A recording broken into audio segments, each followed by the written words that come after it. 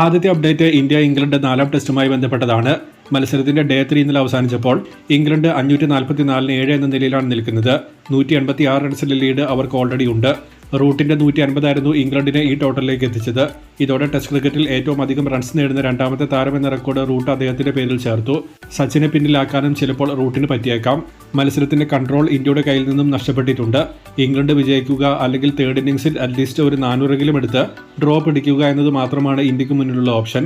2 days മാത്രം ശേഷിക്കുമ്പോൾ ഇന്ത്യക്ക് വിജയം നേടുക എന്നത് കുറച്ച് ഇമ്പോസിബിൾ ആയി തന്നെ മാറിയിട്ടുണ്ട്. കാരണം ലീഡ് തന്നെ ഓൾമോസ്റ്റ് 200-നടുത്തായി.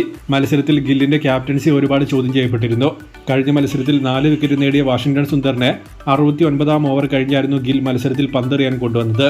എന്നിട്ട് സുന്ദർ 2 വിക്കറ്റ് എടുക്കുകയും ചെയ്തു. എന്തുകൊണ്ട് താരത്തെ നേരത്തെ കൊണ്ടുവന്നില്ല എന്നത് ഒരു വലിയ ക്വസ്റ്റ്യനാണ്. ഒപ്പം ബുംറ ഈ മാച്ച് കളിക്കാൻ ഫിറ്റ് അല്ല എന്നത് ഇന്നലെ കളി കണ്ട എല്ലാവർക്കും മനസ്സിലായ ഒരു കാര്യമാണ്.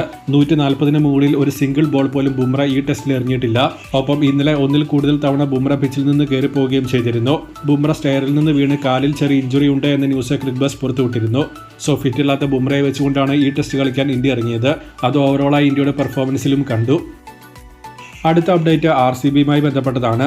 RCBയുടെ വിക്ടറി പരേഡ് ഇഷ്യൂ കേസ് നടന്നുകൊണ്ടിരിക്കുമ്പോൾ justice John Michael Chinnaswamy stadium unsafe ആണ് എന്നൊരു കമന്റ് ഇന്നലെ നടത്തിയിരുന്നു. മാസ് ഗ്യാതറിംഗിന് വേണ്ടി ചിന്നസ്വാമി സ്റ്റേഡിയത്തിന്റെ സ്ട്രക്ചർ അൺസേഫ് ആണ് എന്നാണ് നിലവിലെ റിപ്പോർട്ടിൽ പറഞ്ഞിരിക്കുന്നത്. ഈ വർഷം അവിടെ നിശ്ചയിച്ചിരിക്കുന്ന വുമൻസ് വേൾഡ് കപ്പ് മത്സരങ്ങൾ മാറ്റാനുള്ള തീരുമാനത്തിലേക്ക് BCCI എത്തിയിട്ടുണ്ട്. അടുത്ത മാസം അവിടെ നടക്കാൻ പോകുന്ന മഹാരാജ ട്രോഫി കാർഡുകളില്ലാതെ ക്ലോസ്ഡ് ഡോർ ടൂർണമെന്റ് ആക്കാനും ഡിസിഷൻ എത്തി.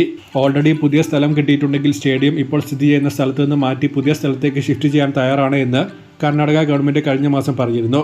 സോ കോടതി കൂടി ഇങ്ങനെ പറഞ്ഞതോടെ ചിന്നസ്വാമി സ്റ്റേഡിയം മാറ്റുക എന്നതാണ് ഏറ്റവും ലോജിക്കലായ ഓപ്ഷൻ. RCBയുടെ അടുത്ത വർഷത്തെ ഹോം മത്സരങ്ങളും ഇവിടെ നടത്താൻ ഇനി പറ്റില്ല. ടീമിനെ സംബന്ധിച്ച് ഇതൊരു പോസിറ്റീവ് ന്യൂസാണ്. കാരണം ചിന്നസ്വാമിയിൽ ഒട്ടും നല്ല റെക്കോർഡല്ല RCBക്കുള്ളത്. എവേ മത്സരങ്ങളിലാണ് ഹോം ട്രാക്കിനേക്കാൾ ബെറ്ററായി RCB കളിക്കുന്നത്.